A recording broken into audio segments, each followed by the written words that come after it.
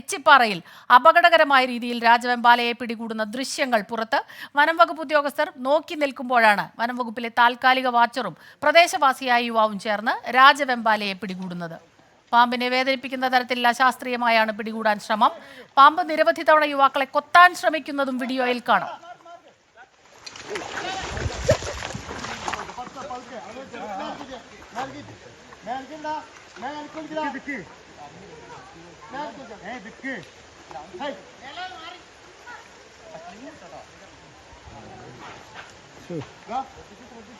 തമാശ കളിക്കില്ല.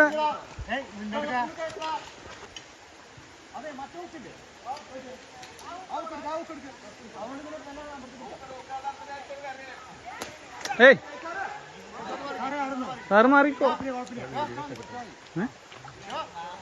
വീഡിയോ എടുക്കണ്ടേ? തൃശ്ശൂരിലെ അശാസ്ത്രീയമായ രീതിയിലുള്ള പാമ്പ് പിടുത്തത്തിന്റെ ദൃശ്യങ്ങളാണ് ഇപ്പോൾ കാണുന്നത്.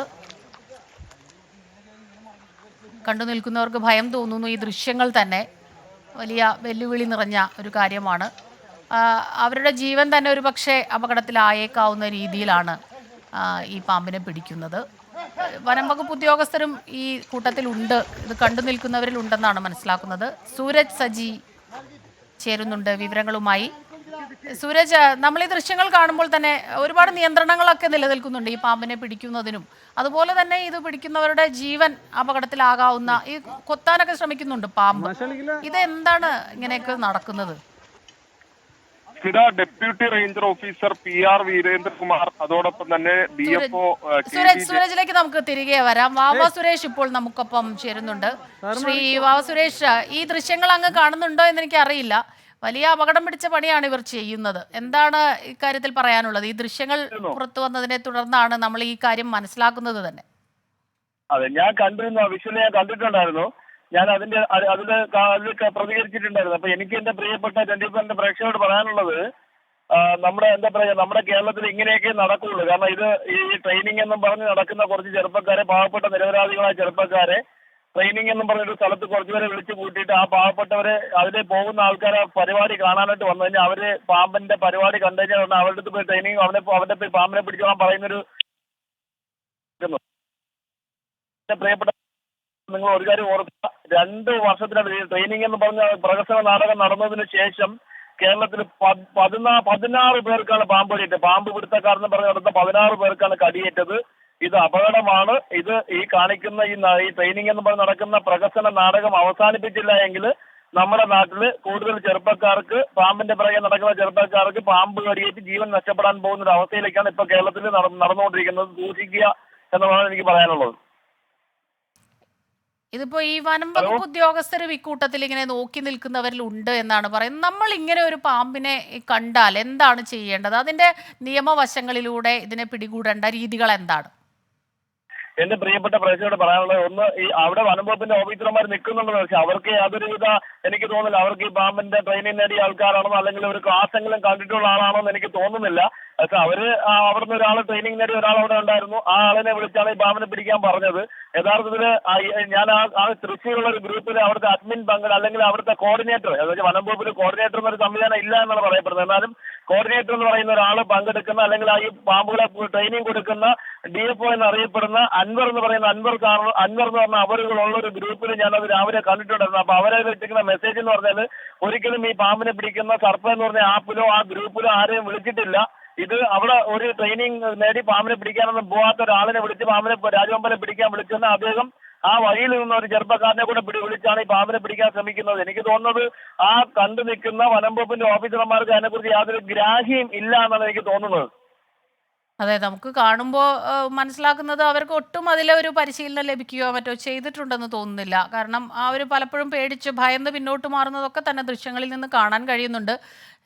ഏതായാലും അപകടമില്ലാതെ രക്ഷപ്പെട്ടു എന്നുള്ളത് വലിയ ആശ്വാസമാകുമ്പോഴും ഇതുപോലുള്ള സംഭവങ്ങൾ ഇനി ആവർത്തിക്കാതിരിക്കണമല്ലോ. തിരുവനന്തപുരത്ത് ഇതുപോലെ ഒരു സംഭവം നടന്ന ഒരു 6 മാസങ്ങൾക്ക് മുന്നേ വിതിരയിൽ ഇതുപോലെ രാജഗോപാലെ പിടിച്ചിട്ട് കൂടെ വന്ന ഒരു ഫോറസ്റ്റിന്റെ താൽക്കാലിക ജീവനക്കാരന്റെ നെഞ്ചിലെടുത്തിട്ട് കൊടുക്കുന്ന ഒരു വീഡിയോ വിഷ്വൽ എന്റെ കയ്യിലുണ്ട്.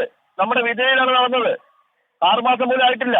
ഇതൊന്നും വെളിയിലാവുന്നില്ല. കാരണം ഇവര് വെളിയിലാവാത്ത കാര്യം ഇപ്പോൾ പാമ്പിനെ പിടിക്കുന്ന ഒരു വീട്ടിൽ പാമ്പിനെ പിടിക്കാൻ ഇപ്പോഴത്തെ ട്രെയിനിങ് ആൾക്കാർ ചെന്ന് ആദ്യം അവിടെ കൂടി നിൽക്കുന്ന ആൾക്കാർ പറയും ഫോട്ടോ എടുക്കരുത്, വീഡിയോ എടുക്കരുത്, എല്ലാവരും വെളിയിൽ ഇറങ്ങാൻ പറയും. അവരെ ഭീഷണിപ്പെടുത്തി വെളിയിൽ ഇറക്കിയിട്ട് ഇവര് പാമ്പിനെ പിടിക്കുന്നു. അപ്പൊ അവിടെ നടക്കുന്ന വൃത്തികേടുകൾ അല്ലെങ്കിൽ കൊള്ളരുതായികൾ ആരും അറിയുന്നില്ല. ഇപ്പൊ ഇത് അബദ്ധവശാൽ പുറത്തേക്ക് വന്നാണ്.